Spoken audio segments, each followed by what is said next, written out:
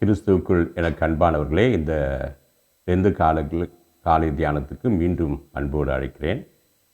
நாம் தலைகளை தாழ்த்தி ஜெபிக்கலாம். அன்பின் கடவுளே, இந்த நாளுக்காக மீண்டும் மகிமை துதிக்கிறோம்.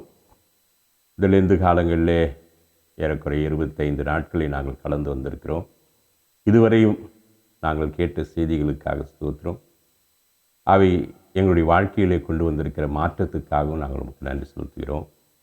இதிலே நாங்கள் எங்களுடைய வாழ்நாளெல்லாம் நிலைத்திருந்து கனி கொடுத்து அருள்தார். இன்றைய நாளின் தியானத்தையும் எங்களுக்கு ஆசீர்வதித்தார். அருமை இரட்சகர் இயேசு கிறிஸ்துவின் வழியாக வேண்டிக் கொள்கிறோம் பரம தந்தையே, ஆமென். கிறிஸ்துவுக்குள் எனக்கு அன்பானவர்களே, நேற்றைய தினத்தோடு நாம் 1 தீமோத்தேயு நிருபத்தை நாம் நிறைவு செய்திருக்கிறோம். இன்றைக்கு பவுலடியார் தீமோத்தேயுவுக்கு எழுதிய 2வது கடிதம் இதை பற்றி நாம் சிந்திக்க இருக்கிறோம். அந்த நூலுக்கு போவதற்கு முன்பாக அதை குறித்த சில அறிமுகங்களை நாம் அறிந்து கொள்ளலாம். முதலாவதாக நாம் பார்க்கும்போது, இந்த நூலும் 1 தீமோத்தேயு முதல் கடிதத்தைப் போல தீமோத்தேயுவுக்கு 2வது ஒரு கடிதத்தை அவர் எழுதுகிறார்.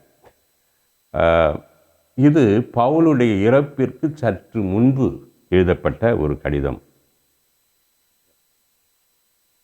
2வது முறையாக எழுதுகிற போது இன்னும் பல அனுபவங்களோடு கூட அதை எழுதுகிறார்.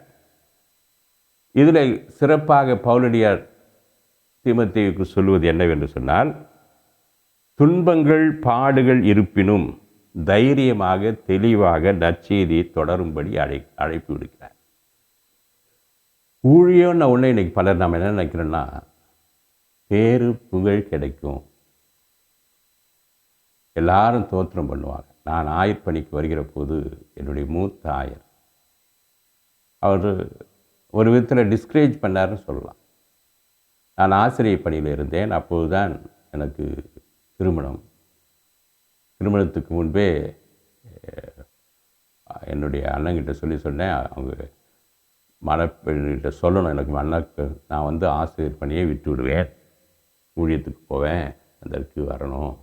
அவங்க ஒரு ஆயருடைய மகளாக இருந்ததுனாலே அவர்களும் அவருடைய குடும்பத்தினர் அதை ஏற்றுக்கொண்டார்கள். ஆனால் இந்த மூத்த ஆயர் எங்கள் இருவரையும் திருமணத்துக்கு பிறகு சந்தித்தார். எங்களை அழைத்து சொன்னார், தம்பியை நாங்கள் செலக்ட் பண்ணியிருக்கோம். அப்போது பேராயத்திலே மூத்த ஆயர் அவர் அந்த ஆயர்களை தெரிவு செய்கிற குழுவிலே முக்கியமான ஒரு மூத்த ஆயர். அவருக்கு சொன்னார், நாங்கள் நிச்சயமாக தகுதியின் அடிப்படையில் இந்த எக்ஸாம் அடிப்பை அவர் தேர்ந்தெடுக்கணும். ஆனால் ஒன்று, நீங்கள் 2 பேரும் யோசித்துக்கணும், ஏதோ ஐயர் வேலைன்னா எல்லாரும் தோத்திரம் பண்ணுவாங்க, எல்லாரும் மதிப்பு கொடுப்பாங்க அப்படின்னு நினச்சி வராதிங்க. இப்போயே நீங்கள் நல்ல நிலையில் இருக்கீங்க, நல்லா சம்பாதிச்சிட்ருக்கீங்க, நீயும் ஆசிரியர் அவர்களும் ஆசிரியர், நீங்கள் மகிழ்ச்சியாக வாழலாம், இதுக்கு இருந்தே கூட தொண்டு பண்ணலாம், ஆண்டவருக்கு ஊழியம் செய்யலாம். ஆனால் இதில் ஒரு ஆடுகள் இருக்குது, மறந்து போகாதீங்க சொன்னார். நாங்கள் அப்பொழுது 2 மாதம் எல்லாத்தையும் யோசித்து தான் வந்திருக்கோம் அப்படின்னு சொல்லிட்டு. அது மாத்திரமல்ல, என்னுடைய கொயரில் இருந்த ஒரு சகோதரியும், அவர்கள் ஸ்காட்லாந்து நாட்டை சேர்ந்தவர்கள், அவர்களும் என்னை பார்த்து சொன்னாங்க, don't take hasty decision, there are lot of problems and sufferings in the மினிஸ்ட்ரின்னு சொன்னாங்க. அதாவது என்ன, அவசரப்பட்டு ஒரு முடிவை எடுத்துடாத, there must be a cross, அதில் ஒரு சிலுவை இருக்குது, பாடு இருக்குது, யோசித்து முடிவெடு அப்படின்னு அந்த சகோதரியும் எனக்கு சொன்னார்கள். அவர்களும் இள வயதுடைய ஒரு சகோதரியினுடைய வயதொத்தவர்களாக இருந்தார்கள். அவர்கள் ஊழியத்துக்காக போலியோ சில்ட்ரன் மத்தியில் அப்போது போலியோ கடுமையாக இருந்த காலங்கள், ஒரு 40 ஆண்டுகளுக்கு முன்பாக, தன் இளம் வயதிலே அந்த போலியோ பாதிக்கப்பட்ட பிள்ளைகளுக்காக ஊழியம் செய்ய ஸ்காட்லாண்டிலிருந்து வந்திருக்காங்க. அவங்க அந்த சகோதரி எங்களுடைய திருச்சபையுடைய கொயர் மெம்பர். அவர் அப்படி தான் அட்வைஸ் பண்ணாங்க, முன்வைத்த காலை பின் வைக்கக்கூடாது. பேராயர் சுந்தர் கிளார்க் ஐயா, நான் பேராயர்கிட்ட சொன்னேன், நான் ஆசிரியராக இருக்கிறேன், நிறைய எனக்கு லீவ் இருக்குது, நான் வந்துடுறேன், ஆனால் அந்த லீவெல்லாம் எக்ஸாஸ்ட் பண்ணிட்டு வந்துடுறேன். அப்போ அவர் சொன்னது, கலப்பையில் கையை வைத்துக்கிட்டு பின்னிட்டு திரும்ப பார்க்க, அது ஊழியத்துக்கு ஆக்கி வரதாக தான் கம்ப்ளீட்டாக வந்துடணும். என்னென்னு சொன்னால், விடுமுறை இருக்கிறது கஷ்டம் வந்தவொடனே திரும்பி போகிறதுக்குரிய ஒரு தூண்டுதல் இருக்கும், முடிவு பண்ணிட்டு வா அப்படின்னு சொன்னேன். அவ எல்லாருமே சொன்ன ஒரு காரியம் என்னவென்று சொன்னால், பவுலடியார் அதை தான் இங்கே தீமோத்தேயுக்கு சொல்கிறார். துன்பங்கள் இருக்கும், பாடுகள் இருக்கும். ஆனால் நீ தைரியமாக, தெளிவாக நற்செய்தியை அறிவிக்க வேண்டும் என்று அவர் சொல்கிறார். அப்படி இந்த திருமுகத்தில் இருக்கிற உள்ளடக்கம் என்று பார்ப்போமானால், இத்திருமுகத்தில் பவுலை குறித்த செய்திகள் பல உள்ளன. அவர் தன்னை பற்றி எழுதுகிறார். மன உறுதியுடன், இங்கே திரும்ப திரும்ப மன உறுதியுடன் இருத்தல், இதுதான் இந்த திருமுகத்தினுடைய மைய கருத்தாக இருக்கிறது. நீ மன உறுதியோடு கூட இருக்க வேண்டும் என்று சொல்கிறார். தொடர்ந்து இயேசுவுக்கு சான்று பகரவும், நற்செய்தி மற்றும் பழைய ஏற்பாட்டின் உண்மையான போதனைகளை ஏற்றுக்கொள்ளவும் அவர் வலியுறுத்துகிறார். போதகர் என்பவர் நற்செய்தியாளர் என்ற முறையில் தம் கடமைகளை செவ்வனே செய்ய வேண்டும் என்று சொல்கிறார். இந்த பவுல் சிறையில் இருந்தபோது பலர் அவரை விட்டு விட்டு சென்று விட்டார். அதாவது ஊழியத்தில் இது ஒன்று, நம்ம கூடவே இருக்கிற மாதிரி இருப்பாங்க, நல்லவர்கள் தான், ஆனால் துன்பம்னு வரும்போது விலகி போயிடுவான். இதை பவுலடியார் இந்த கடிதத்திலே அவர் குறிப்பிடுகிறார். குறிப்பாக ஒரு வசனத்தை மாத்திரம் அதற்கு சொல்ல விரும்புகிறேன். 2 தீமோத்தேயு 1 அதிகாரம் 15வது வசனம். பிகல், எர்மோகேன் உட்பட ஆசியாவில் அனைவரும் என்னிடமிருந்து விலகிவிட்டவர் என்பதை நீ அறிந்திருக்கிறாய். அவங்க குறிப்பிடுகிற பிகல், எர்மோகோன் என்பவர்கள்லாம் பவுலோடு இருந்தவங்க. இவரை 2ஆம் முறையாக சிறையில் அடைக்கிறார்கள். இந்த முறை சிறையில் அடைக்கும் போது முன்னால் இருந்த வசதிகள் கூட இல்லை, அதை விட கொடுமையாக நடத்துகிறாங்க. இந்த நிலையிலே இவர்கள் எல்லாம் என்னை விட்டு விலகி போய்விட்டார்கள் என்று அவர் சொல்கிறார். ஆனால் அத்தகைய நேரத்திலே தீமோத்தேயு கூட இருக்கிறார். அதாவது உண்மையான நண்பர் யார் என்பது எப்போது அறியலாம் என்று சொன்னால், யார் நாம் துன்பத்திலே இருக்கிறார்களோ அவர்கள்தான். அவர் 16வது வசனத்தில் சொல்றார். 2 தீமோத்தேயு 1ஆம் அதிகாரம் 16வது வசனத்திலே, ஒனேசிப்போரின் வீட்டாருக்கு ஆண்டவர் இரக்கம் காட்டுவாராக, ஏனெனில் அவர் பன்முறை உளம் குளிர பண்ணினார். விலங்கிடப்பட்டிருக்கும் என்னை குறித்து அவர் வெட்கமடையவில்லை. அவர் ரோமைக்கு வந்தபோது ஆர்வமாக என்னை தேடி கண்டுபிடித்தார். இறுதி நாளிலே ஆண்டவரிடம் இரக்கத்தை கொள்ள அவருக்கு ஆண்டவர் அருள்வாராக. எபேசுவில் அவர் எவ்வாறு தொண்டாற்றினார் என்பதை நீ நன்கு அறிவாய். ஆகவே இங்கே ஒனேசிமை பற்றி சொல்கிறார். அந்த ஒனேசிமு, அதை பற்றி பிறகு வாய்ப்பு வரும்போது சொல்கிறேன். அவரை பற்றி அவர் சொல்கிற ஒரு காரியம் என்னவென்று சொன்னால், அவர் பல முறை என்னை உள்ளம் குளிர பண்ணினார். நான் விலங்கிடப்பட்டிருப்பதை குறித்து அவர் வெட்கப்படலை. யாராவது ஒருத்தர் ஜெயிலுக்கு போயிட்டாங்கன்னா அவங்க சொந்தக்காரை கைவிட்டுருவாங்க. அவர் நல்லதுக்கு போனாரா கெட்டதுக்கு போனாராங்கிறதுலாம் இல்லை. நான் சிறை அருட்பணியில் பல ஆண்டுகள் என்னை இணைத்து கொண்டவர், பல சிறை அன்பர்களோடு கூட வாழ்ந்தவன். வீட்டில் அங்கே பிள்ளைங்களை வைத்து பாதுகாப்பதில் அதில் என்னுடைய துணையாருடைய பங்கு மிக அதிகம். வீட்டில் வரத்தவங்களுக்கு அத்தனை பேரும் லீவு நாளில் சமைச்சு போட்டிருப்பாங்க. எங்கள் உறவினர்லேயே கூட, ஐயோ அவங்க திருட்டு பசங்க எல்லாம் வீட்டில் சேர்த்துன்னு வச்சிங்க. யார் திருட்டு பசங்க?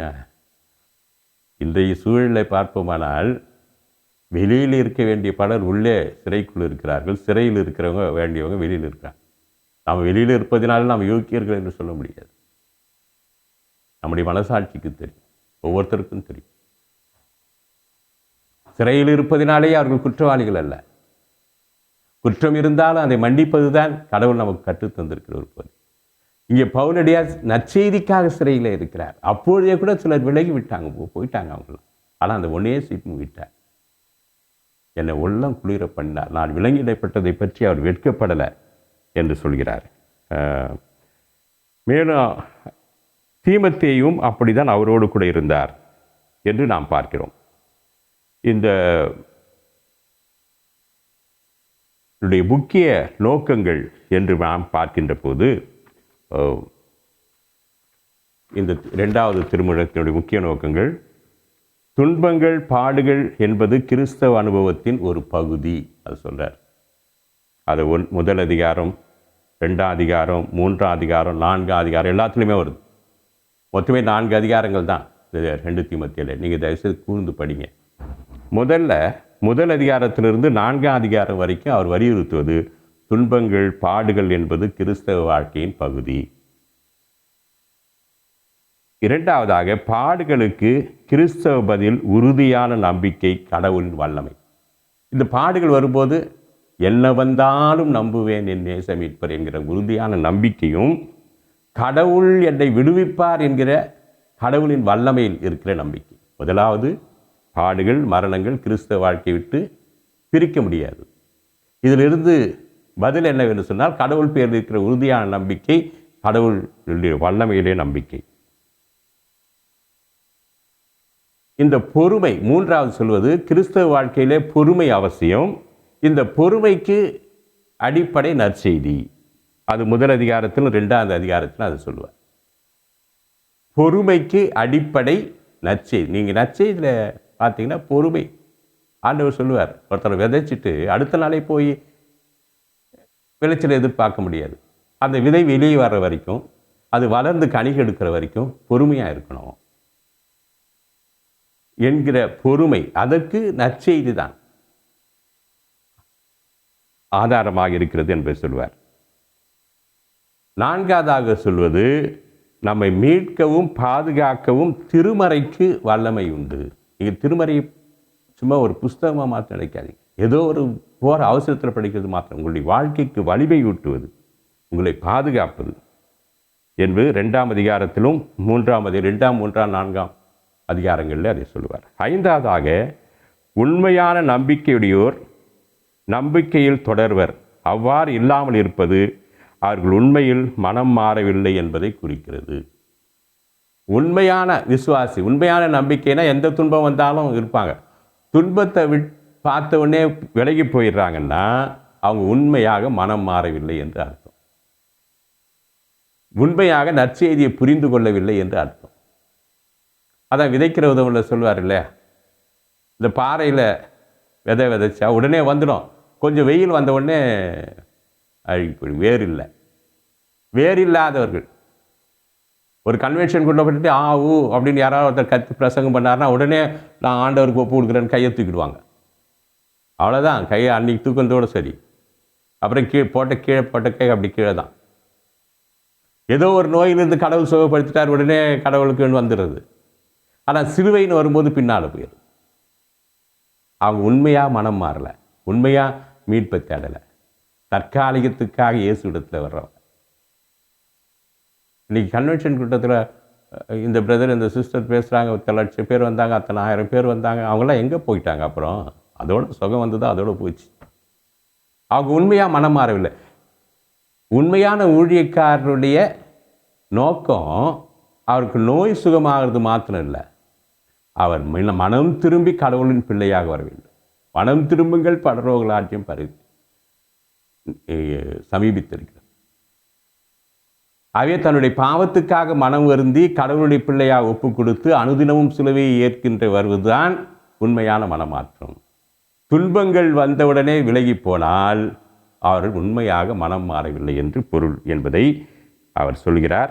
இதுவும் 2ஆம் அதிகாரம், 3ஆம் அதிகாரம், 4ஆம் அதிகாரம், 4 அதிகாரம் தான் இருக்குது. திரும்ப படிங்க. இன்னும் ஒரு 10 நாள் தான் இருக்குது நமக்கு காலம். திரும்ப படிங்க. அடுத்தது கடைசியாக மீண்டும் 1 தீமோத்தேயுவில் எழுதியதே சொல்லுவார். மாற்றுக் கொள்கை மோசமானது. கூடவே வரும்.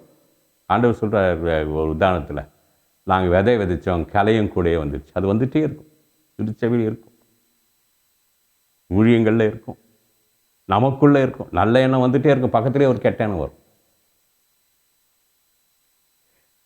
ரோமர் 7ஆம் அதிகாரத்தில் பவுலியா சொல்வது போல, நன்மை செய்ய வேண்டும் என்கிற விருப்ப நிலை இருந்தாலும் நன்மை செய்வதில்லை. நிர்பந்தமான மனுஷன் நான், என்னை விடுவிப்பவன் யார் என்று சொல்கிறார். ஆகையினாலே மாற்றுக்கொள்கை மோசமானது, உறுதியோடு கையாளப்பட வேண்டியது. நம்ம ஃப்ரெண்ட்ஸ் சொல்கிறாங்க, பல தவறான கருத்துக்கள். திருமுழுக்கை பற்றி, ஓய்வு நாளை பற்றி, இப்படி சின்ன சின்ன காரியங்களை விவாதம்.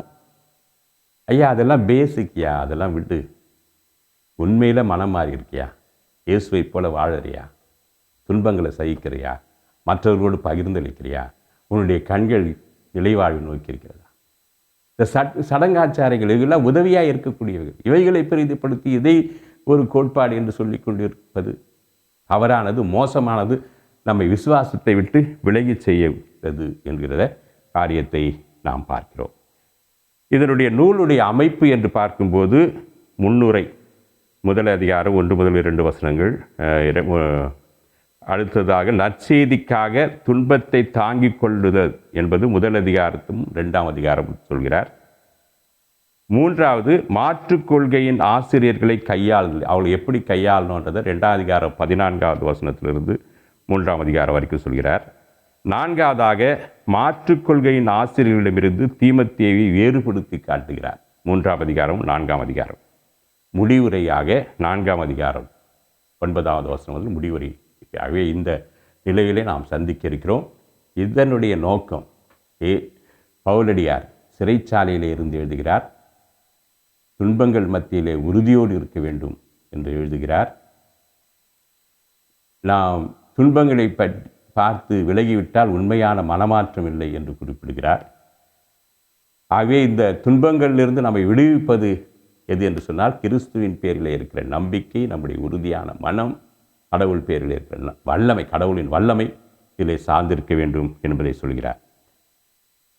அவர் அடிக்கோடிட்டு சொல்வது என்னவென்று சொன்னால், துன்பங்கள் பாடுகள் என்பது கிறிஸ்தவ வாழ்க்கையினுடைய ஒரு பகுதி. இது இல்லாமல் முடியாது. சிலுவை இல்லாமல் கிறிஸ்தவ வாழ்க்கை இல்லை. வெறும் கார் பங்களாவை நம்பி வராதீங்க. அப்படிப்பட்ட பொய் வாக்குறுதிகளை நம்பாதீர்கள். கடவுள் கொடுத்தாலும் அதில் மனசு வைக்கக்கூடாது. இது மற்றவர்களுக்கு கொடுப்பதற்கு தயாராக இருக்கணும், பகிர்ந்தளிப்பதற்கு தயாராக இருக்கணும். வெறும் உலக இன்ப சுகவாழ்வு என்பது நாம் எதிர்பார்த்து வந்தால் அது ஏமாற்றம். அதனால் சுகவாழ்வு இல்லை என்றோ, செல்வம் இல்லை என்றோ, வசதிகள் இல்லை என்றோ பொருள் அல்ல. கடவுள் நமக்கு அனைத்தையும் கொடுக்க வல்லவர். ஆனால் கொடுத்த பொருளின் மேல் நமக்கு நம்பிக்கை இருக்கக்கூடாது. கொடுக்கிற கடவுளின் பேரிலே நாம் நம்பிக்கை இருக்க வேண்டும். கடவுள் எனக்கு கொடுப்பது மற்றவர்களுக்கு கொடுப்பதற்காகத்தான். கடவுள் எனக்கு தன்னுடைய செல்வத்திலிருந்து பகிர்ந்தளிப்பது நான் மற்றவர்களோடு கூட பகிர்ந்தளிப்பது தான். ஒன்று மட்டும் நிச்சயம், நிலைவாழ்வு உண்டு. இயேசு மீண்டும் வரப்போகிறார். அதை அவர் அழகாக நான் பின்னால் வரும்போது சொல்வேன்.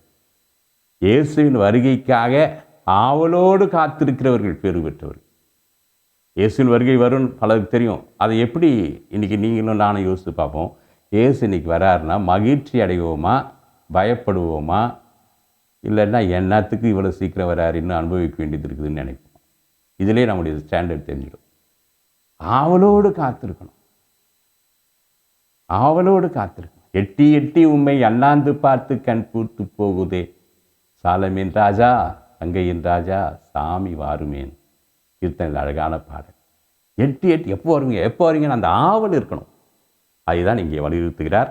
கர்த்தர் ஆவலை நமக்கு தந்து நாம் எப்போதும் துன்பத்தை கண்டு பயப்படாமல், என்னென்னு சொன்னார், உலகத்திலே இருக்கிறவர்கள் நம்மிலே இருக்கிறவர் பெரிய. கிறிஸ்தவ வாழ்க்கையை விட்டு சிலுவையை நாம் விலக்கிவிட முடியாது. அதே போல உயிர்த்தெழுதல் இருக்கிறது என்ற நம்பிக்கையும், நிலைவாழ்வு இருக்கிறது என்ற நம்பிக்கையும் அழித்துவிட முடியாது. ஆகவே சிலுவையை முன்னிறுத்தியவர்களாக, நிலைவாழ்வை பார்த்து ஓடுகிறவர்களாக காணப்படுவோம். சிலுவை என் முன்னே, உலகம் என் பின்னே, பின்னோக்கேன் நான், பின்னோக்கேன் நான் என்ற அழகான பாடல். நமக்கு எப்போது சிலுவை முன்னாக இருக்கு. கார்பங்களாம் முன்னால் இருக்க வேண்டாம். கொடுத்தா வாங்கி, அது விட மற்றவர்களுக்கு, என்னுடைய தேவைக்கு மட்டுமல்ல, என்னுடைய தேவைக்கும் மற்றவர்கள் என்ற சிந்தையை தான் இந்த 2வது தீமோத்தேயு கடிதத்தில் எழுதுகிறார். தன்னுடைய பாடுகள் மத்தியிலே தான் மரிக்கப் போவதை அவர் தெரியும். எப்போ மரணம் வரும்னு அவருக்கு தெரியாது. ஆனால் அதற்கு முன்பாக ஒரு முடிவுரை கடிதமாக இதை எழுதுகிறார். நம்பிக்கையோடு எழுதுகிறார். சிறைச்சாலையில் துன்பப்பட்டு கொண்டிருக்கும் போது எழுதுகிறார். உண்மையான நண்பர்கள் யார்? தீமோத்தேயு அப்படிப்பட்ட உண்மையான நண்பர். தன்னுடைய உடன் ஊழியர், தன்னுடைய மகன் துன்பத்திலே நின்றார். நாம் கூட மற்றவருடைய துன்பத்தில், குறிப்பாக ஊழியக்காரர்களுடைய துன்பத்தில், துயரத்தில், அவருடைய போராட்டத்தில் நாம் உறுதியாக நிற்கணும். இன்று ஆண்டவருடைய நிலைவாழ்வை பெற்றுக்கொள்வோம். கர்த்தர் நமக்கு அருள் செய்வாராக. ஜெபிப்போம். அன்பின் கடவுளே, நீர் எங்களோடு பேசுவதற்காக ஸ்தோத்திரம். கிறிஸ்தவ வாழ்க்கை என்பது துன்பங்களும் துயரங்களும் இணைந்த ஒரு வாழ்க்கை தான். சிலுவை இல்லாமல் ஆண்டவரே நாங்கள் கிறிஸ்தவ வாழ்வில் இருக்க முடியாது. நீர் சொல்கிறீர், ஒருவர் என்னை பின்பற்றி வர விரும்பினால் அவர் தன்னைத்தான் வெறுத்து தன் சிலுவையை தினமும் எடுத்துக்கொண்டு என்னை பின்பற்று. பவுலடியார் அதேதான் இந்த 2 தீமோத்தேயு கடிதத்திலே குறிப்பிடுகிறார். ஆனால் இந்த துன்பங்கள் முடிவல்ல, இவைகளை வெற்றி கொள்கிற ஆண்டவர் எங்களோடு இருக்கிறார். அந்த நம்பிக்கை, மன உறுதி எங்களுக்கு தார். உன் பேரில் இருக்கிற நம்பிக்கையை, விசுவாசமே உலகத்தை ஜெயிக்கிற ஜெயம் என்பதை உணர்ந்து கொள்ள உதவித்தார். இவ்வுலக பாடு என்னை என்ன செய்திடும், அவ்வுலக வாழ்வை காண காத்திருக்கிறேன். இவ்வுலக பாடு எங்களை என்ன செஞ்சிட முடியும்? இந்த உலக பாடுகள் ஒன்றும் இல்லை. இதை உணர்ந்தவர்களாக பாடுபட நாங்கள் தயாராக இருக்கவும், பாடுபடுகிறவர்களுக்கு துணையாய் நிற்கவும், தீமோத்தேயுவைப் போல, ஒனேசிமுவைப் போல பவுலடியார் துன்புறுத்தப்பட்ட போது அவரோடு கூட அவருக்கு மன உற்சாகத்தை அளித்த மக்களாக காணப்பட்டது போல, இன்றைக்கு நீதிக்காக, நியாயத்துக்காக, நற்செய்திக்காக துன்பப்படுகிறவர்களுக்கு உற்சாகம் ஊட்டுகிற மக்களாக நாங்கள் காணப்பட உதவித்தார். இதை கேட்டுக்கொண்டிருக்கிற அத்தனை பேரையும் ஆசீர்வதியும். அவருடைய உடல் உள்ள தேவைகள், ஆன்ம தேவைகளை சந்தியும். விசுவாச வாழ்க்கையிலே இன்னும் உயர்வுன்றி உமக்கென்று பயன்படுத்தும். அருமை இரட்சகர் இயேசு கிறிஸ்துவின் வழியாய் வேண்டிக் கொள்கிறோம் பரம தந்தையே. ஆமென். கர்த்தர் உங்களை ஆசீர்வதிப்பார்.